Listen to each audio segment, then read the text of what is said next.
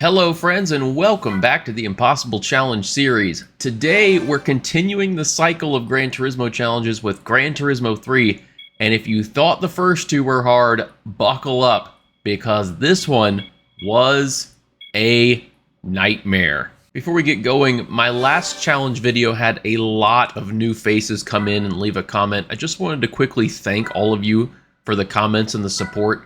If you're new to the channel, welcome. Feel free to leave a comment with your feedback or any memories or nostalgia you had. I try to respond to all the comments I get, and all feedback is really appreciated. I do try to take it all to heart, even though I know I can't please everybody. But, that being said, let's get to the challenge. Like the Gran Turismo 2 challenge, we're going to try and beat Gran Turismo 3 without spending a single credit. No buying or upgrading cars allowed. We're also going to use official speedrun.com rules, which are simply win every race in one of the leagues, which triggers the ending credits. Technically, this is beating the game. If you don't consider that beating the game, if you feel like you have to 100% the game, I totally understand. I just know that this challenge would actually be impossible if I had to 100% the game without spending a single credit. So we're doing it in a way that technically is beating the game while still making a challenge at least seemingly possible, even if it might also seem impossible. And after all that blabbering, we are now at the license test, and you'll see I go straight to the demo. Interesting thing about this game is that in order to see things on the replay, you have to turn it all on the first time you have a replay. Don't know why all of this information isn't turned on by default, but that's how Gran Turismo 3 and Gran Turismo 7 handle the replay data. So, first thing you'll notice is that this game is gorgeous compared to Gran Turismo 1 and 2. You saw me looking through the car menus before. This is B1. This is the first of 8. They went back to 8 for this game. There were 10 challenges per license in Gran Turismo 2, and there were 8 in Gran Turismo 1. This is the first challenge. As the usual thing with Gran Turismo games, it is a start and stop.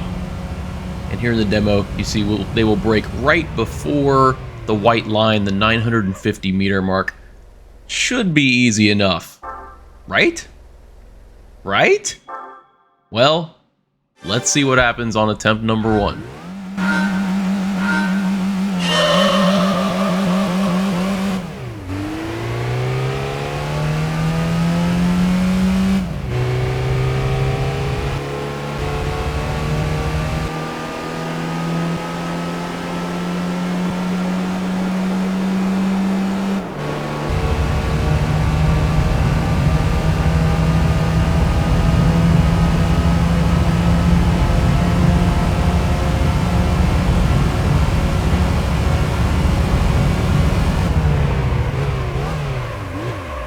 It's a 35-0. It's a first try gold.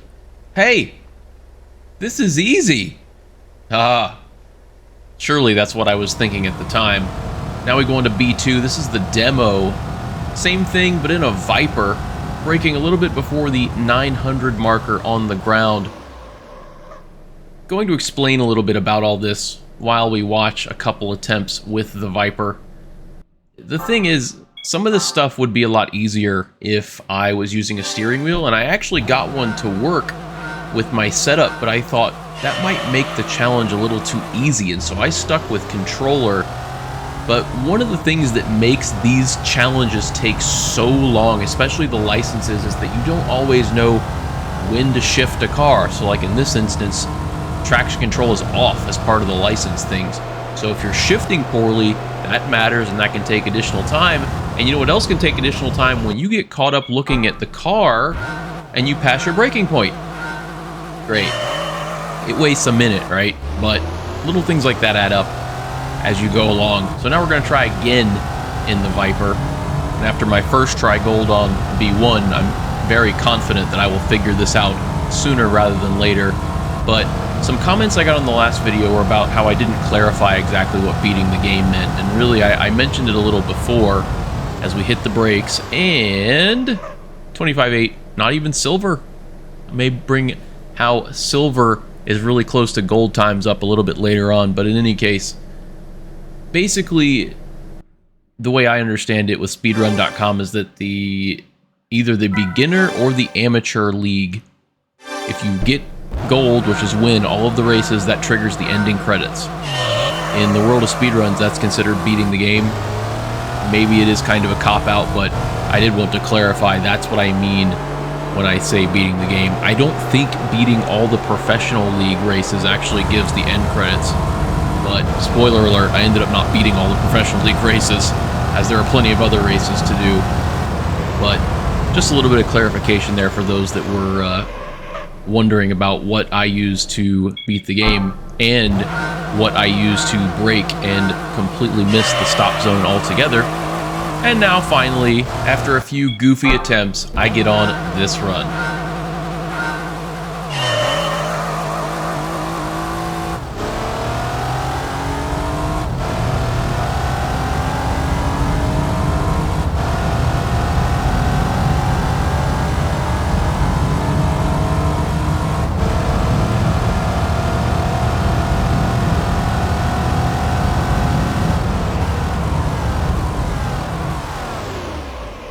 It's a 25.5, and that is gold number 2. You've only spent, I don't know, 5 to 10 minutes so far. Not bad at all. Now we go on to B3, which has the Fiat, I believe it is Coupe. I think one of my sim racer friends corrected me on that one, but one of the comments in my Gran Turismo 2 video told me that this was the fastest car that Fiat ever developed, with a top speed of 155 miles an hour, which is quite a fast car. But you'll see on the screen we have this fancy driving line and gear indicators and a little braking line. Look at this. This game is just begging to have gold times on its licenses with this easy mode driving line. So I get a 31.2 on my first attempt. I think, yeah, I can knock a 10th off of that, no problem, especially with the driving line. I just have to get used to how the car feels and controls with the controller. And it's crazy how difficult, and I'll talk about this more as we go on, but it's crazy how difficult this game was with the controller. This game, the first two, playing with a controller in these older games is really difficult. It just really is. You have to find the sweet spot of speed going through a corner, and even with this driving line, it's still not something you can just do. You have to really get used to how the car feels and how it turns and how it brakes and things like that. It can get really difficult. Another thing about this game, you saw me hit pause and try again before it told me I got bronze. If you improve your time at all, you cannot hit start and try again once you cross the finish line. Very, very convenient there. In any case, here is my B3 gold attempt.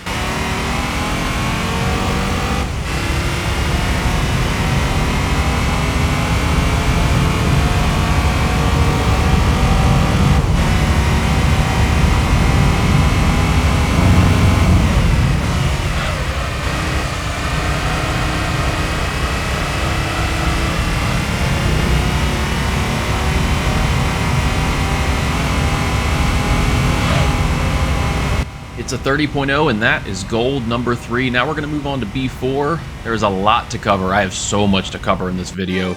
B4 is the same thing, but in an S2000. Going to show you one run of it before I show you my gold attempt. You can see in a lot of these runs, if I show them, I admire the model of the car because it looks so much better in this game than it does in Gran Turismo 2. So far, these challenges have only taken a couple of attempts each, or at least the license tests have only taken a couple of attempts each.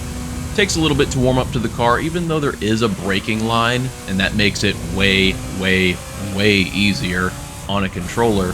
Still takes a couple attempts to warm up. So on my 4th attempt or so, we get the gold attempt, and here it is.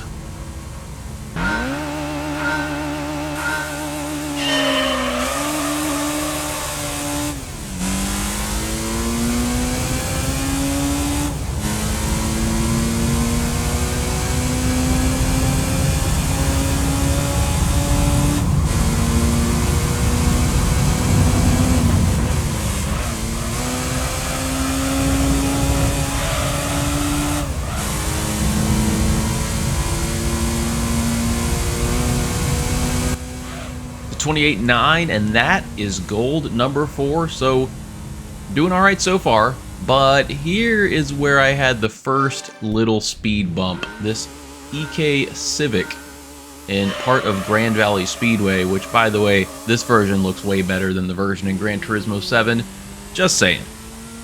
So, before we just jump into the gold run, this is a good example of why these challenges can take longer than you might think, because first of all, this is a series of more complex corners, and you're dealing with a controller and you're not used to that, but also these little tiny mistakes you make here and there where you're basically wasting time for no good reason.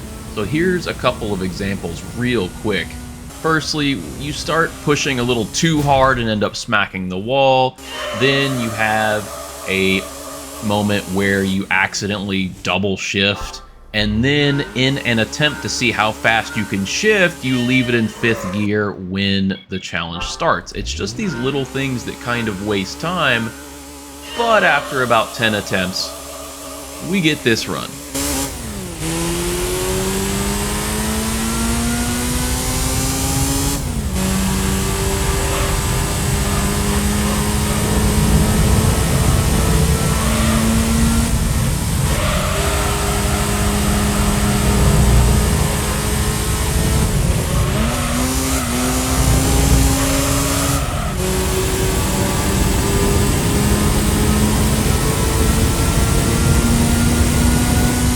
It's a 34.378, just under the gold time.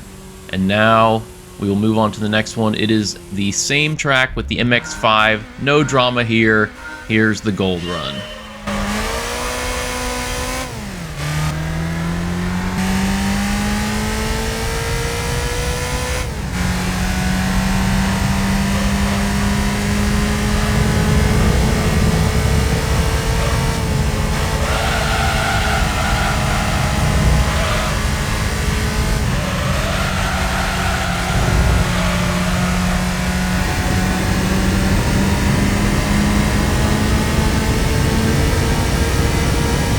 It's a 32.8, and that is gold number 6. So far hasn't been too bad. And now we move on to B7, which is the little Toyota MRS at Deep Forest. A little bit more complicated of a pattern of corners here in an underpowered car. This is all about conserving momentum, just like it is with other underpowered cars. Once again, this really wasn't too bad. I mean, at this point, it's basically just seeing what the driving line wants me to do, which you can call it a cop-out or what have you. It's trying to save time, honestly. And then just getting a feel for how the car feels and things like that. So really, this one wasn't too bad either. My very first attempt was a 33.4, 1/10 off of gold. And 4 or 5 attempts later, here's the gold run.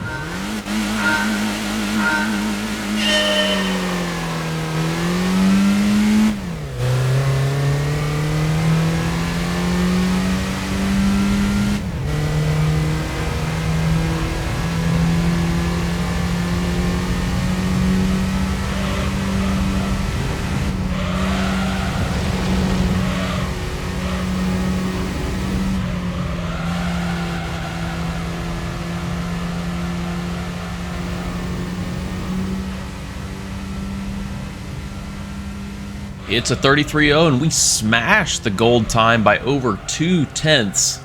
Nice. And that's where the fun ends and the suffering begins. This is B8 in R32 Skyline on Sector 1, parts of Sector 1 and 2 at Trial Mountain. So I still have the driving line, but the gold time is 43 seconds, which means this is a pretty long sector, and so once again you see some pretty horrendous driving just because you have to get a feel for this on controller. I am so used to feeling cars out on a wheel that trying to feel it out on a controller where steering is pretty much on or off, very difficult. Very, very difficult. So we come around the left into the tunnel, maybe a little brush to the wall there, coming down this back straight for the first time on this test. I felt okay with this run, but we're almost 8/10 short of the goal time. And you saw me pause to try again. Remember I mentioned before you couldn't do that? Yeah, so here we go. You can see update ghost. That will become relevant here in a little bit. So this is attempt number 5 you're seeing on your screen now, and you can see I'm a little more confident trying to swing it in there, trying to really throw the car in there, going off track just a little bit. I'm trying to really push the car now. Even with the driving line, this is still very difficult. So now we come to the easy part. A little bit of a lift, a little bit of a tap of the throttle, and then hard on the throttle as we go around the left-hander. And then we just cruise. I give a little tap to the wall there. Doubt that sped me up any. Let's see what this attempt is. 43.3. I'm still almost 0.4 off. That's not good. So I make the decision to update my ghost. And as you'll see in a moment, that was a grave mistake. You see, the hardware I was using, the ghosts aren't actually ghosts. They are solid cars. You see it for a moment here, then it goes past me, and it breaks my concentration. I'm like, wait a minute, what is this? You can't see through it. And so my thinking is, okay, I can't see through it, what the heck? But all I have to do is be faster than it, right? Well, what happens if you get right in front of it? Oh, yeah, where am I going? Oh, no idea. Yep, try again. Yep. So you see the problem I have here. I have done this to myself, and now I'm just wasting time. I'm not improving. I'm trying to get away from this solid ghost. And so you see what's happening. So I fought this ghost. Look, you can't see anything. Look, try again. Here we go again. So seeing this, all the attempts you've seen so far, some that I've cut out, and this one, which still features the ghost, how many attempts do you think it took me to conquer the last challenge in B? Here we go. Couldn't see my turn. Screwed up again. Except this time, I've had enough. I am now looking for an answer because I don't know how I can beat this with the ghost like this. So I start again, and then I cancel again. How many attempts do you think it took me to conquer this challenge? This particular B8? Leave a comment. Let me know what you think. Have a guess. Look, I beat the B license, except I don't have all gold, so this doesn't do me any good. And so now you get to see some, I wouldn't call it angry. Shout out to Yu-Gi-Oh! Duels to the Roses, by the way, on that memory card. You get to see some really frustrated, sped up menuing as I try to find anything related to a ghost in the options, the replay theater, anything. There was nothing. And so, defeated, I try again. Here we go. I'm thinking, oh no, what am I gonna do? But then I notice the ghost is gone. All right, don't know what I did, but the ghost is gone. It didn't save. And then we take a one-way trip into the wall. Oh yeah, this is still not easy. So we try again, and I'll go ahead and skip this in the interest of time and tell you, if you have your number of attempt guess, keep it in mind, because on attempt number 28, we finally get this run.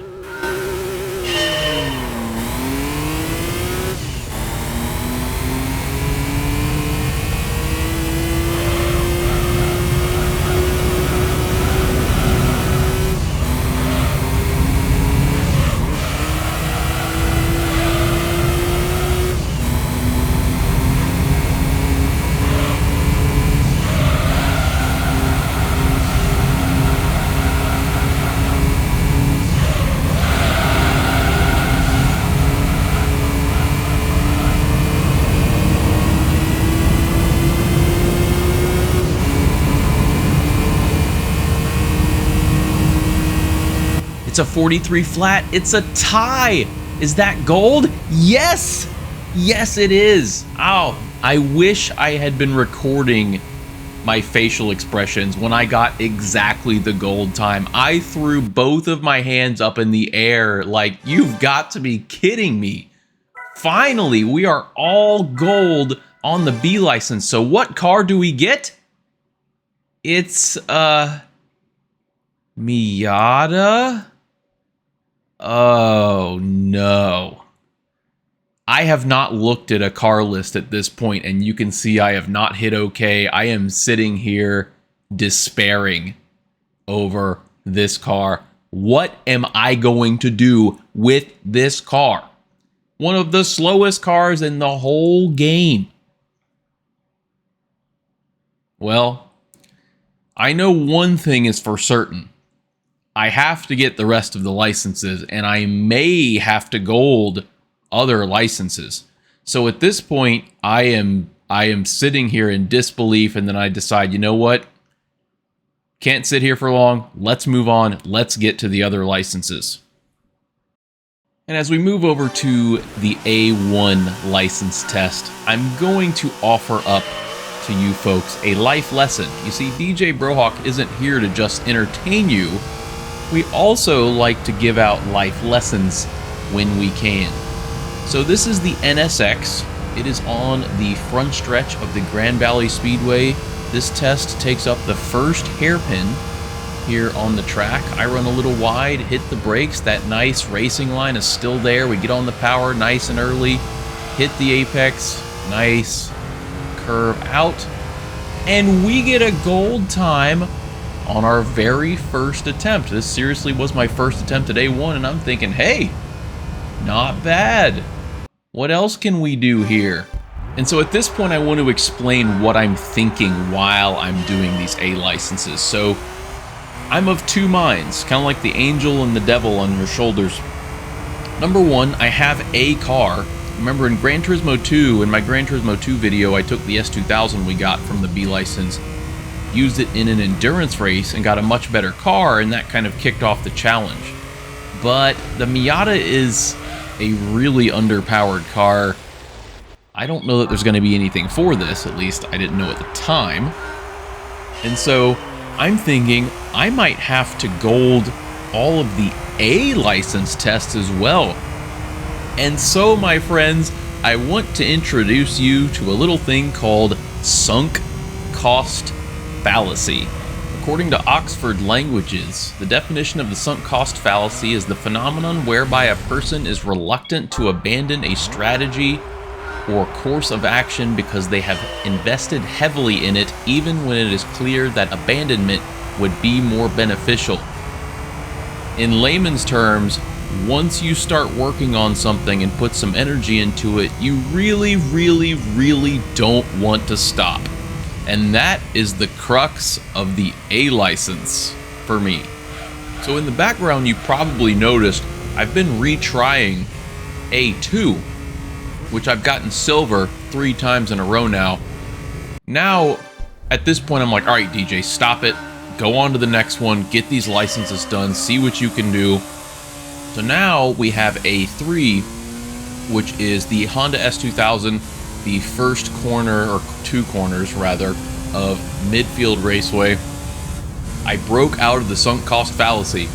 Like, look, let's get these licenses done and worry about which ones need to be golded later. So here we go, around the corners, here at the finish line, and uh-oh, it's another gold. Another first try gold. And so now I'm in trouble, because I feel like with just a Miata in my garage, I'm going to have to get gold on something else. So now I'm like, hey, I've been getting golds in the A license. Why not try and get gold in the other tests? So we're going to play the guessing game one more time on this video. Knowing what you know now, knowing those of you that are savvy about this game may or may not know if the Miata is capable of anything in the league races. And so past DJ had no idea. Past DJ was just trying to get through these, but was now stuck in the sunk cost fallacy. How many attempts do you think it took for me to finish the A license? Now, you know that I'm thinking I may have to get gold on these. So there's only, I believe this is A4, which I keep failing, as you can see on your screen. This is A4, so after this one, there are 4 more tests that I seem to feel the need to get gold on, despite the fact that I have no idea whether or not I actually need to get gold on them. The car, which I don't know at the time, I know it now, but not at the time, don't even know if it's going to be helpful. So I decide to send my car into Barry R on that particular attempt. But think of a number from this test to the end, plus the 5 you've already seen. How many attempts do you think it took me to finally be done with the A license? You know these tests are going to get harder, although you'll see in a moment I get gold on this attempt. There's only 4 more tests after this one, and if I gold the rest, it won't even be all golds. Think of a number, write it down, leave a comment, whatever you like. Just understand as you think of a number that each of these attempts takes anywhere from 20 to 30 seconds, depending on the length of the test. Got a number? Good.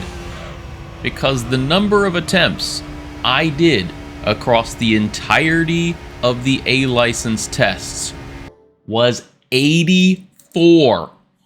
That's right, 84. So you can imagine if each attempt is 20 to 30 seconds, how much time 84 attempts might take up for no reason. I don't even know if the prize car is going to be helpful, as I said before. But in any case, we went ahead and knocked out the rest of the licenses. And so now officially the challenge can begin. Real quick before we get into the meat and potatoes of the run, I kind of want to spoiler alert and say that I did over 100 races for this challenge, and that is not an exaggeration, that is not a typo, as you will see at the end. Out of respect for your time, I'm going to breeze through a lot of the races and mention the prize cars and things like that, just because I had to do so many races to even see if this was possible. And so to that end, you can see I'm doing a little bit of menuing here. I hadn't really explored it before turning the game on. Here you can see I go to the Formula GT Championship. I thought at first that was all I needed to do to beat the game, was to beat the Formula GT Championship, because if you remember, it's a question mark until you get the S license. But I found out later that's not how beating the game is, and therefore we have to do it the speedrun.com way, which is to beat all of the races in either the beginner or amateur league.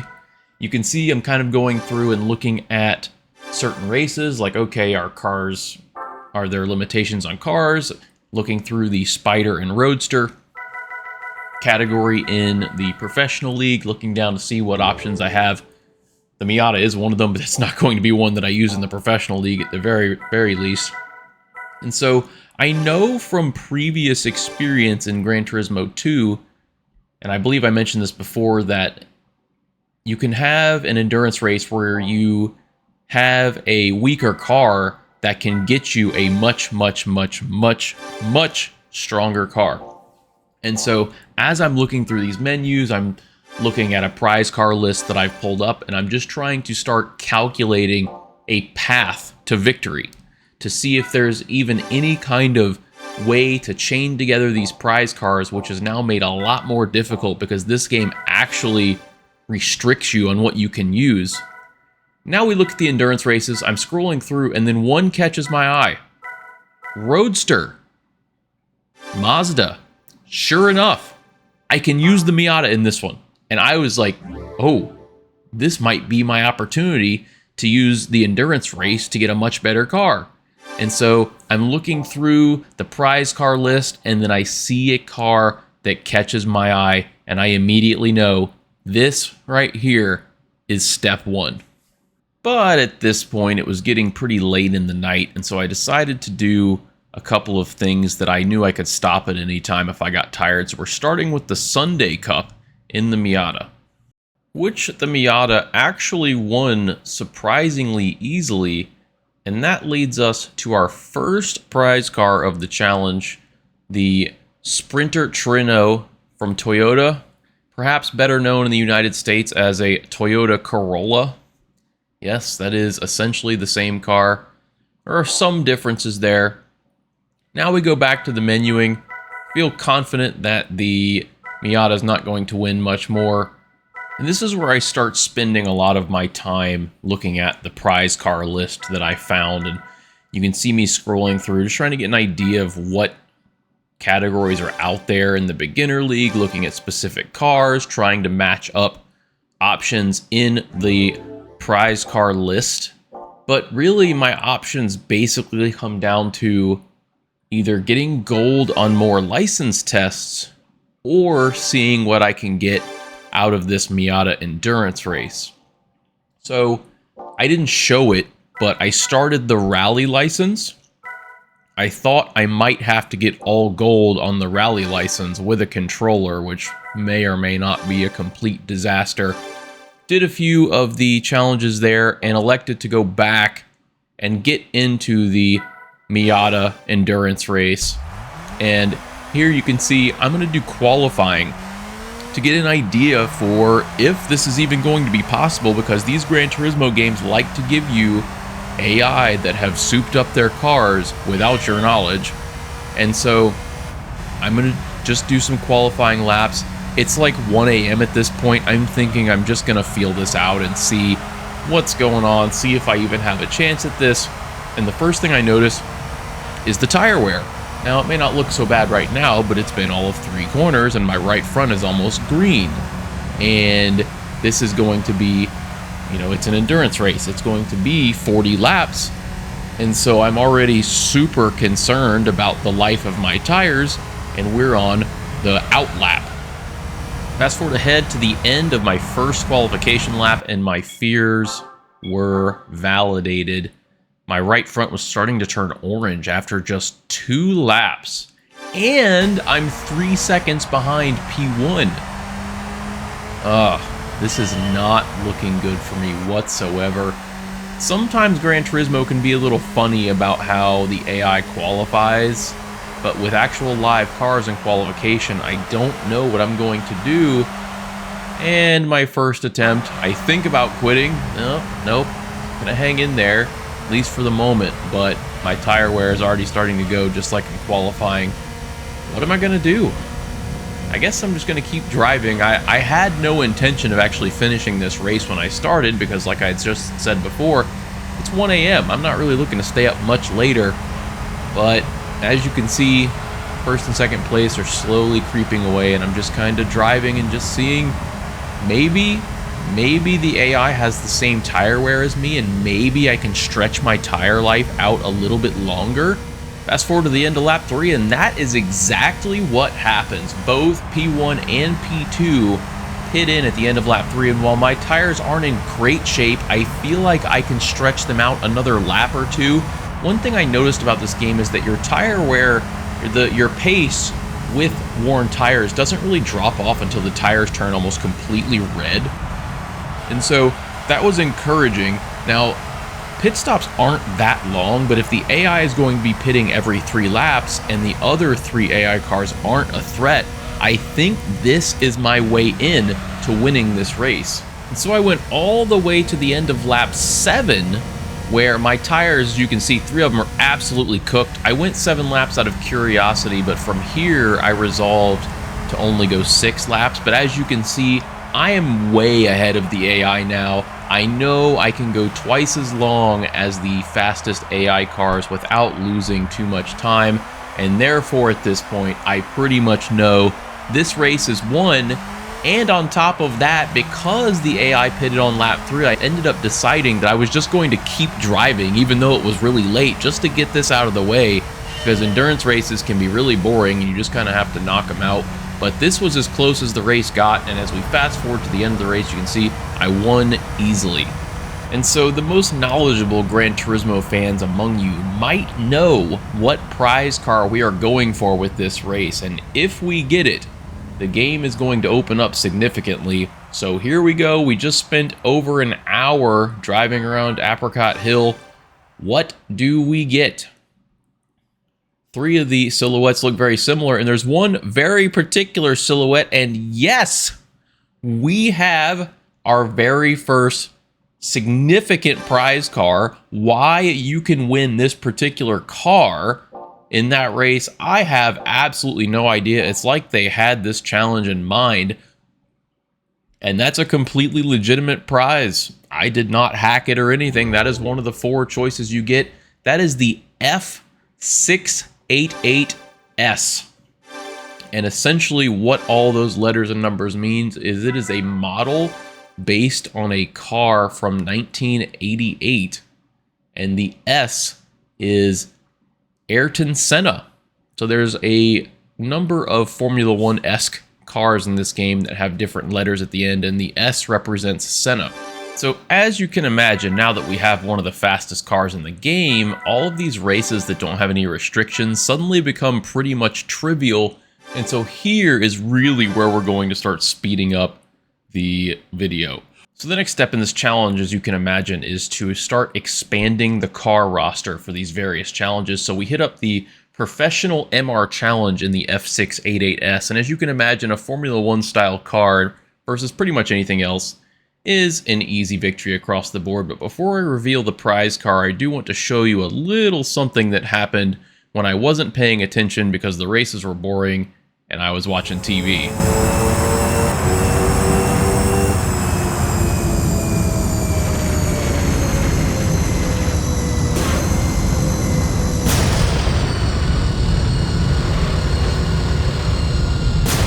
Hey DJ, you know you still have 1 lap left, right? Very much an oh crap moment as I realized that I thought it was over even though I was on lap 14. Not a big deal, it was way ahead anyway, but just goes to show that some of these races are so boring I would put something on and kind of be watching it while driving and whoops. And so our next prize car is the Tommy Kyra ZZ2. And I thought this car was an NA car and an MR car, but it's actually a 4-wheel drive car and a turbo. So this will serve as a car to be used for all of the future 4-wheel drive stuff. So from here, here's a little bit of menuing. Basically, this is going through what I was thinking and doing at the time. It's a little bit sped up. But basically, with the car list that I have, I think I can actually see a path to completing this challenge. But I have to be careful because there are some events that have 1 of 4 cars that I can get as like a roulette type thing. And I have to be careful that I don't pick a challenge for 1 car when I actually could have gotten a similar car from another challenge, but the first challenge only had 1 car for another challenge, if that makes sense. So like if I really need car A, but a challenge gives me car A or B, and I go with car B when I really needed car A, then I'm screwed, essentially. So you can see me looking at different cars. I'm trying to get an idea, okay, how powerful are these cars? What drivetrain do they have? I'm cutting out a lot of the times where I was sitting doing nothing, which was me looking at the car list. And so I've cut all that out. So you're seeing a lot of the when I was trying to look up cars and make decisions, you're seeing that part of it. And I do understand this isn't the most exciting content. You're just seeing me scroll around in the game, although maybe some of this may be reminding you of some nostalgia. Maybe you see your favorite car, things like that. I'm just looking through all kinds of things to figure out what I can do and where I can get. And so what I'm looking at right now with certain cars to see if they were front-wheel drive front engine or FF, because it's going to be very hard to find a good car for that. So you can see me looking at the Tourist Trophy race, you can see me looking at the Mercedes race, things like that. I cut out a lot of the times I was looking at the car list to see where I could get all of these cars from, the Type R race now. So I'm also referencing this car list and I can see, okay, there's a Lancer here, there's a Type R car here, there's a Mercedes here, And so I'm trying to piece together this puzzle before I just commit to driving. And I went back and forth on this a lot. A lot of it was really just trying to figure out, what can I do that I definitely know will not hurt my chances for other challenges? What challenges can I complete based on the car that I have already? Things like that. The thing about this game is it isn't always apparent what the limitations might be, and so you kind of have to figure this out on your own. But after all that, I elect to do a race that I know I can do that only has one prize car. We hop in the ZZ2 and we tackle the professional four-wheel drive race. But before we hit up the triple box, there's something funny I want to show you here. In lap 8, we're going to head into turn 1, and we're going to see that there's an Impreza that has crashed all by itself for absolutely no reason at all. I felt bad for the poor guy, so I nicknamed him Bob. Sorry, Bob. Better luck next time. In any case, we win the 3 professional four-wheel drive challenges easily enough with the ZZ2, and we get our next prize car, which is the Mitsubishi Lancer Evo 7 Rally Prototype. We can use this for the Lancer race, and we can also potentially use it for some rally races in the event we need to do those. So at this point in the challenge, it was super late. I decided to call it a day and do some research. And that research led me to this. Another endurance race. My sadness aside, this is about completing the challenge whatever it takes, and if it's a 2-hour race, then that's what it takes. I went and looked to see if maybe certain cars had more than one tire available. That's usually not how Gran Turismo works. Then I remembered there are 7 different racing tire compounds in this game, which I thought was crazy. I don't remember that. And in Gran Turismo 7, there's only 3, which is really interesting. But looking through the settings of the ZZ2, nothing exciting. It starts with racing medium tires, which is really interesting. But in any case, as you can see, I'm much faster than the AI. And in auto drive, we're just bullying the cars. So you can imagine how this race is going to go. And yep, you guessed it. 2 hours later, here we are. Victory in hand, and here, friends, is where the challenge ends. You see, the prize car list that I had was wrong. This race, according to the list that I had, which was the first result on Google, said that the Mercedes-Benz touring car was a prize from this particular race. And as it turns out, it's not. When I discovered this, I went to another prize car list, and I found the actual prize car list for this race. There's no Mercedes-Benz, and unfortunately, this was the only lead I had for any Mercedes-Benz. There is not a Mercedes-Benz that is a gift or a prize car from any other race except for the Mercedes-Benz races. And so, I thought about ending the video right here. Honestly, 40 minutes in, tried my best. The answer is no.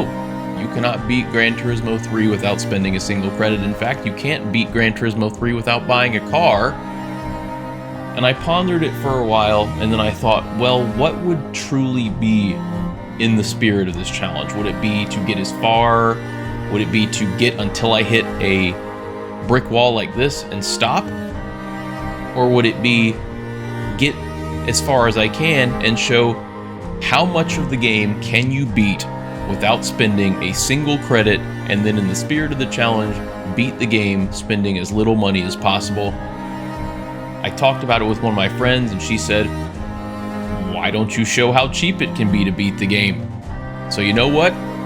Yes, the challenge is not possible, but yes, we're going to keep going, and we're going to see just how much of the game we can beat without spending any money. And so, in order to do that, we have to knock out a bunch of races. First, the Beginner Clubman Cup. Back to the triple box. You can see we win this easily just by the beginning in the ZZ2. That nets us another Mazda Miata. We are not going to use this car for any future races. That was a NA. The current model is called an ND. As you can imagine, there was an NB and an NC. That is how they track their models for the MX-5/Miata. Next is the beginner four-wheel drive challenge. Conveniently, the ZZ2 is also a four-wheel drive car, so we're going to knock out all of those really quickly with no problem. The beginner races are super easy if you have any kind of sports car at all. So we will move on to the next thing.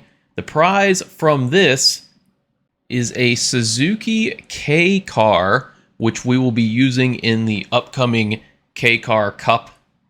And next you're going to see a little bit of menuing. I need to check out and see which cars are necessary. There is still strategy to this. I'm trying to spend as little money as possible, so you can see me scrolling through, looking at a very particular car. And now we're going to go into the beginner turbo, which fortunately the ZZ2 is also a turbo vehicle.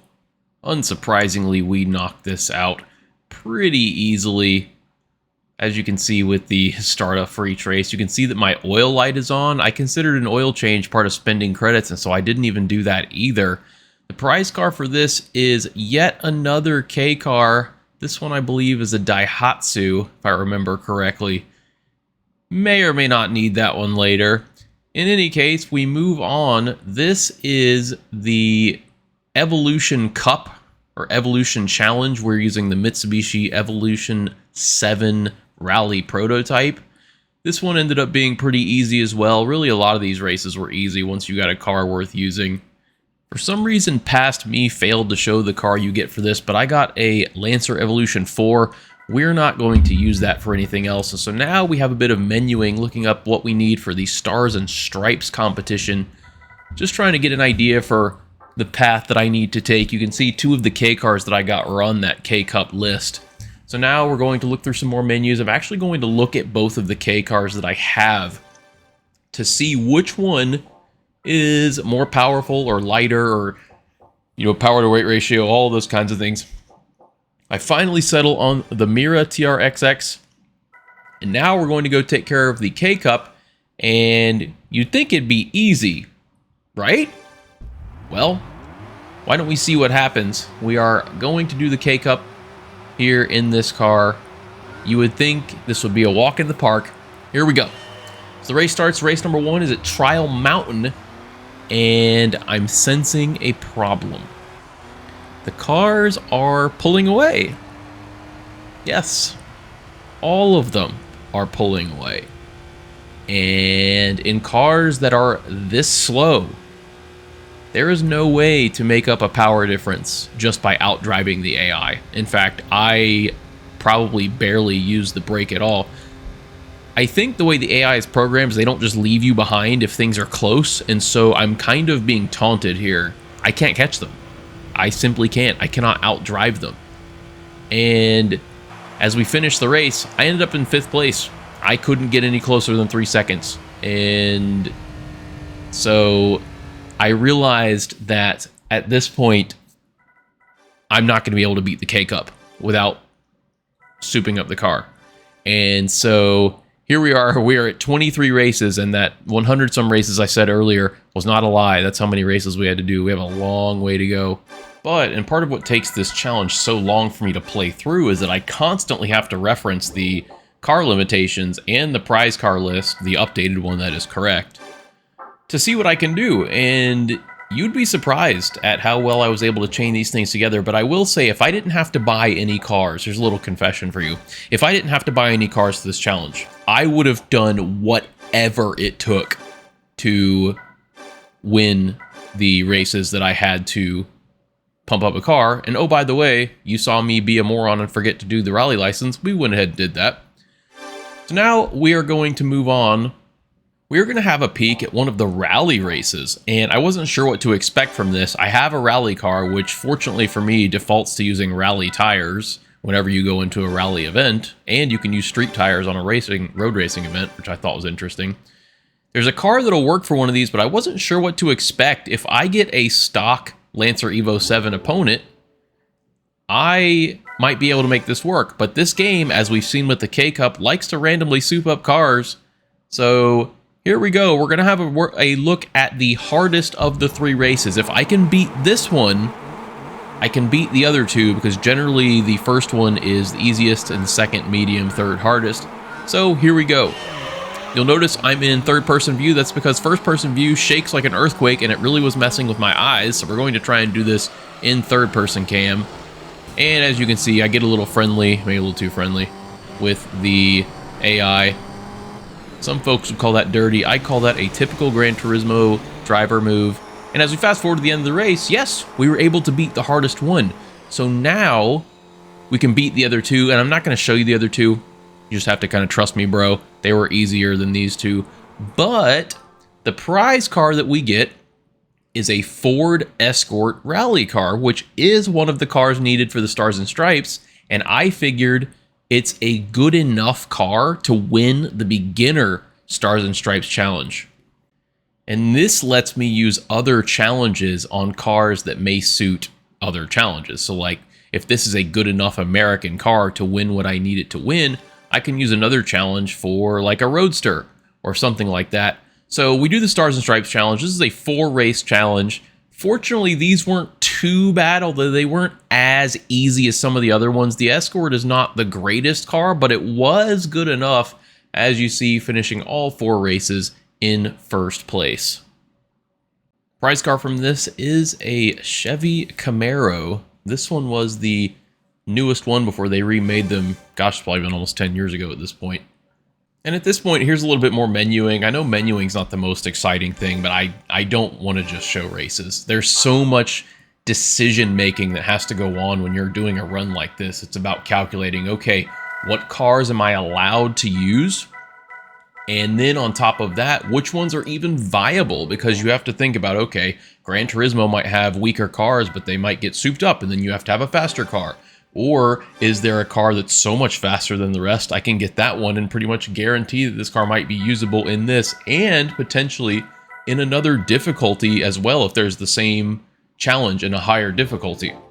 So there's all these things to think about. And there's also the possibility that I might have to do a harder difficulty just to get a car to use for the beginner league. So all this is going on in my head, and I end up trying the K-Cup again, but a different track, just to see if maybe the first one was kind of a fluke. That ended up not being the case. I tried Super Speedway, and Super Speedway did not yield any better results for me. And so there's that. There's also just the sheer volume of races in this game. There's so many races. I think about a game like Gran Turismo 7, you know, which came out as of the making of this video about a year and a half ago, and just the way this game is laid out, and presumably the way Gran Turismo 4 is laid out, there's so much more that's going on with this game than in Gran Turismo 7, or at least it feels that way. I see Gran Turismo 7 all the time. I play it all the time with my team, and this just feels so much better in terms of layout and content and forcing you to get certain cars. I just find it way more interesting. It's really interesting the direction that Gran Turismo has come since. And you can see I'm looking at Laguna Seca. Spoiler alert, we're going to be doing that in a little bit. I ended up having to do 3 endurance races to get as far as I did. But I just want to deliver the best story that I can. You know, how far can you get without spending any money? And so far, we've gotten pretty far, and there are still things to do. And so a little bit more menuing here, looking through. I'm trying to, you don't see me reference the prize car list, but I'm referencing it over and over and over again. And this run was over the course of like 2 weeks. And so it looks like I'm doing all this menuing back to back, but there may have been a day in between the menuing. And so I do all that, and then I just decide, all right, I just need to find something that I can get and just try and narrow it down as much as I can. And I end up on the Amateur League American Championship with the F688S. And you can imagine, no matter what the game throws at me, which in this case is just some road cars, no matter what the game throws at me, this car is going to win. And so race number 1 is at Seattle Circuit, and I'm not going to do a pentabox for this, so you're just going to have to trust me, bro, that I won all these races. But as you can see, as we start the race, yes, completely challenging. In fact, we gave that Corvette a little nudge on the way by, just for the sake of doing it. And off we go. And then as we fast forward to the end of the 5th race, We almost lapped the slowest car in 3 laps at Laguna Seca. And on these championships, I draw out the ending a little bit just to show that, yes, I got the maximum number of points. Yes, I came in first place, things like that. Instead of showing every race, I just showed the point total so that you kind of believe that I did what I said. But the prize car for this, you may not be expecting this one. After the roulette wheel spins, it is an Audi TT, which is definitely not American, but it's a prize car for the American Championship in the Amateur League. But regardless of how it got there, it is going to be used for the Beginner League Tourist Trophy Cup or Championship or whatever it is. We're just going to have to hope that this car is going to work. And so to figure out if it is going to work, we go ahead and jump in the Tourist Trophy Cup with this stock Audi TT. The rest of the cars are stock Audi TTs, or I should say they are not race cars or anything like that. And off the line, it looks like they're roughly the same power as me, so they're probably also stock, which means it's most likely that I can outdrive the AI here. And that is indeed what ends up happening at the end of the 5th race. We come in first place in all the races. By the way, Côte d'Azur, aka Monaco, can't believe this track was in Gran Turismo 3. I think it was in some of the other ones, but it is not in Gran Turismo 7, and I don't know that I like this track. I have never really liked it that I can remember, and playing these games again, I don't know that I like it all that much, personally, so if it never came to Gran Turismo 7, I would be okay with that. But here we go, total point tally, 50 points, and the prize car for this, for whatever reason, by the way, all 4 of these are the same thing. It's another TT. Just what we wanted. Sometimes the design decisions in these games are hilarious because it's like, oh, you need this one particular car to enter this particular challenge. So what should we give the player if they win? And then someone says, it's like that meme where the dude gets thrown out the window where it's like everyone's like, oh, we're going to give him the same car. And the guy's sitting at the desk with a cheeky face. And he's like, why don't we give him something different? And they throw that guy out the window. Yeah, that's exactly what they did with this TT Cup. Why would I need a TT racing other TTs? And my reward is another TT. What am I going to do with that? I already have one. While I was yammering, you saw that I'm going to the Laguna Seca 200-mile endurance race.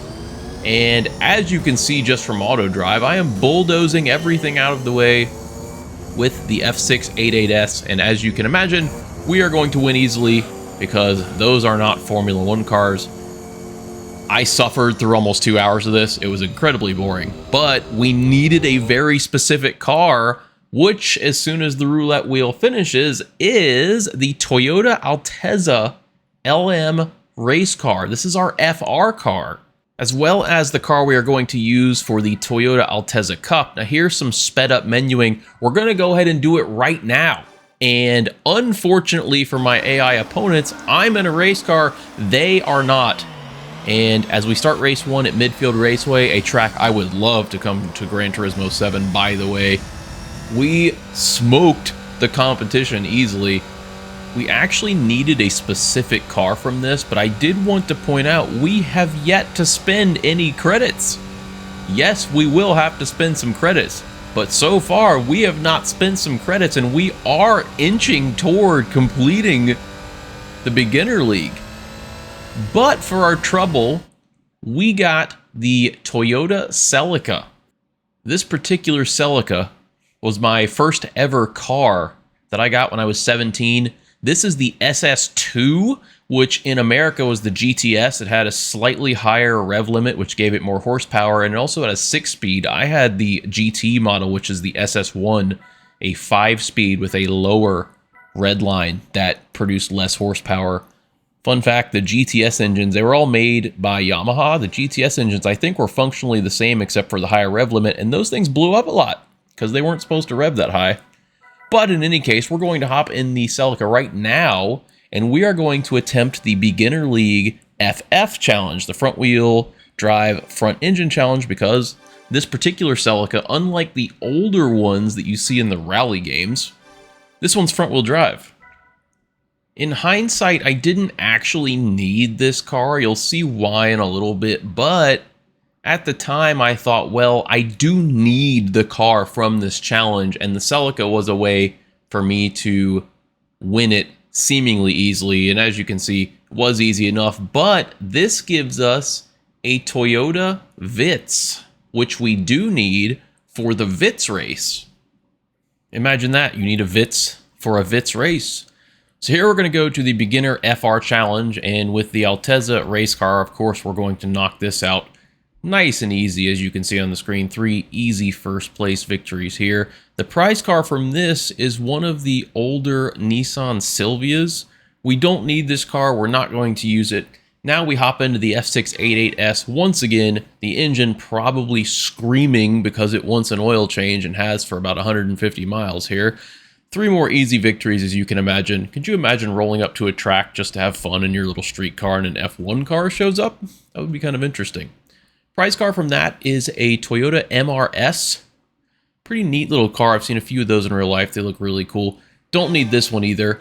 We're going to hop over to the Amateur League now and do the European Championship with the F688S. Once again, really nothing to talk about here. More street cars against an F1 car. I even bully a BMW out of the way. Get out of my way. We don't have time for this BMW. And as you'll see in a moment, we skip ahead to the end of the 5th race. Another easy victory for us. I hold the results screen here out of principle. You all probably trust me by now, but just to show that this is the 5th race, I'm not skipping anything except for the middle, which you don't really care about anyway. The prize car, though, we are going to use. It is going to be the Lotus Elise 190. This actually was one of the better power to weight ratios in all of the Roadster and Spider category. So I'm hoping that will work for me once we get there. But for now, we're going to hop over to the German Touring Car Championship in a Formula 1 car, which I'm sure the stewards at this championship really appreciated, that I rolled up in one of Ayrton Senna's historic cars. So we are going to take our sweet time entering, and here we go. Race number 1 of the German Touring Car Challenge, and we are off. Even though we are going against other race cars this time, they still don't quite compare to a Formula 1 car. So, big surprise, it's going to be another easy victory once again in the 5-race championship. I accidentally forgot to press A a while, so I had to fade to the actual point thing, otherwise you'd have been sitting here forever. The prize car for this is yet another car that we need to continue our journey into spending as little money as possible. This will be the Volkswagen new Beetle Cup car, which, as you can imagine, we are going to use for the Beetle Cup in the beginner series. We'll get to that here in a little bit. Here's a little bit more menuing, the super exciting menuing. So now I have a couple of things I can do, or at least try. You know, I've been burned before with this game, souping up cars without my knowledge, and so kind of just debating, okay, what do I want to try next? So I hop in the Elise 190, and we are going to give the Spider and Roadster category in the beginner league a try. I am pretty sure the Elise was my only remaining option. I could have used another car that from a prize from another challenge, but I elected to get something else. So we're going to see if the Elise works. And since this video is really long, spoiler alert, it actually does work. Learning my lesson from Gran Turismo 2 with those Elises and their fantastic power to weight ratio, it does work out really nicely for us. And the prize car for this is another Miata. This one is an NB, the 2nd generation of Miata. So here, we're starting to get to the end of the quote-unquote challenge. Of course, the original challenge is over. So talking about strategy and what I was thinking and whatnot, I wanted to see what the beginner 80s sports car cup opponents would look like, and I've got all this sped up, so it looks kind of funny. But I wanted to see what the cars were, because there's a pretty wide list of cars that you can use, and there are certain ones like the 300ZX or maybe the fancy Sprinter Treno that may be too fast for anything I can get. And so I wanted to figure out, okay, what's out there on the prize car list that I can get, and then go from there. So at this point, I've encountered a small roadblock. The next car that I need, or that I want to get, is in the Professional FF Challenge. This particular car fits a category, and it is the only one of that category that I can get.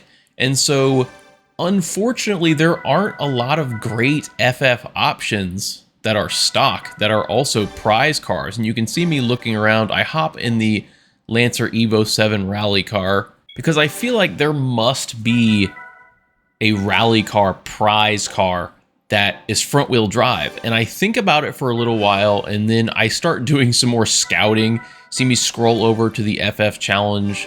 I'm looking at it just to see.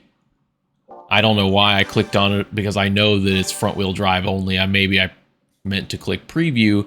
And so I'm going to have a look at what cars are in the amateur front wheel drive one. I have a quick peek, and I must have chosen the wrong one. I don't remember exactly what I was thinking at the time. And do a little bit more hopping around in the menus and whatnot. And I'm going to hop in the new Beetle Cup car because it is front wheel drive. But as you can see, it's only got 202 horsepower, so it's not that powerful. And so if there's any resistance at all from the front wheel drive challenge, I may have a problem on my hands. And so in order to check this out, I hop over to the Professional League FF challenge and just have a preview as to what the opposing cars are for the first race. And to my surprise, I see a Beetle Cup car. And so I'm thinking, okay, this is cool. And then it starts doing this weird movie cinematic stuff, and I don't know if the blue is normal, but that's what I got. And I'm like, what the heck is this? But it did give me some hope, so I immediately enter. And here we go, the first race of the Professional FF challenge. Alright, I'm kind of hanging with the crew here. We're off to a good start, but I'm not really gaining on them, and uh-oh. The whole crew is pulling away. This is not a good sign. Maybe I could outdrive them, and you can see P1, the Civic, way out in the distance. It is leaving us behind, and I don't think this Cup car is going to work. And after a couple more corners, especially this one where I screw up, I pause and exit the race, and I am now going to be stuck trying to find a backup plan. Uh-oh. We've been doing so well not spending any money thus far, and now I might have a problem. So I'm going to run back to the garage, and I'm going to go all the way back down to the ZZ2. I don't recall looking up this particular car, but I had a hunch that the prize car from the Super Special Route 5, as it was called, or the Special Stage Route 5, in the wet rally challenge, had a prize car that would work. Much like the last rally event, all three races were the same, and they were all pretty easy victories, so no sense in doing the triple box for those, since it was all the same. But the prize car for this is the Citroen Zara, which is a front-wheel drive car, and it's more powerful than the Beetle. Speaking of the Beetle, the next thing we're going to do is we're going to hop in it and give the Beetle Cup a go. We are getting to the tail end of the beginner league without spending any money, but this is one of those things where if this car doesn't work, I have no more options. Can we get it done? Let's find out. After the countdown, we are off, and it looks like all 5 opponents are in stock Cup cars, which is excellent news. I can outdrive them from here, as the AI in this game is not great. And as we fast forward ahead to the end of the 5th race, you can see that yes, we were able to do it. It was no problem. Even though the races were somewhat close, was able to bring it home. I know I'm making it sound like I think the challenge is still alive in terms of not spending money. I'm just trying to see how much of the game we can beat without spending money first, which I've said before, but thinking about how my last lines were, just clarifying. So, we are done with the Beetle Cup, and it will shock you to find out that the prize car for this is one of 4 different colors of Beetle. But at least this one is the cool-looking RSI version of the Beetle with the fancy spoiler. Then we hop into the Citroen Zara, knock out the Beginner League race of NA Sports Naturally Aspirated Cars, another series of easy victories, and the prize car for this is a Honda Del Sol, a neat little car that I don't think ever got enough credit when it was out and about here in the States at the very least. Now we're going to hop over to the VITS race, and I'm in the 1.5 VITS. All the AI are in the Euro edition, which are the less powerful version of the VITS. And so when I saw this, I expected this to be a relatively easy victory, and then the race started. Yep, there they go, pulling away. Absolutely nothing I can do about this. And after a while, I just gave up and said, well, guess I'm going to have to spend some more money on this, and moved on. I will admit that if I didn't have to buy a car, and I said this before, if I didn't have to buy any cars for this, I would have done whatever it took to complete the VITS and the K-Cup challenges without spending money.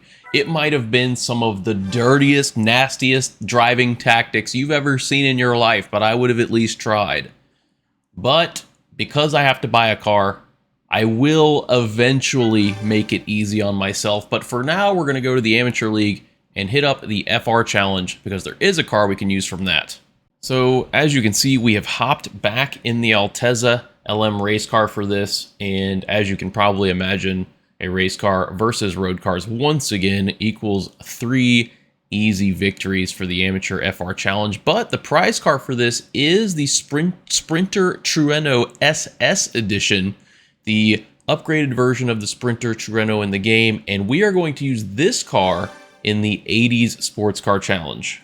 This cup ended up not being too bad. This particular version of the Sprinter Trueno has a nice power to weight ratio, and the opponents weren't too bad. The prize car we get from this is an RX-7 Infiniti. This is the FC version of the RX-7. The FD is the one that you see in Initial D a lot, although the FC is in it as well. Now we're going to do a little bit of menuing. I wanted to see how much the tires cost and which ones I got with the Citroen Zara, just out of curiosity. I get the mediums, which really medium tires, they don't last that long in this game, and I don't really know why that's the case. Mediums in Gran Turismo 7 last a while. Just interesting to see the differences in these games. So we're going to go back to the Professional League FF Challenge with the Zara.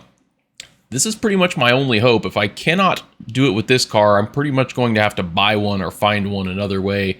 Fortunately, these races weren't too bad. The Civic Type R ended up putting up kind of a challenge, but we ultimately did it.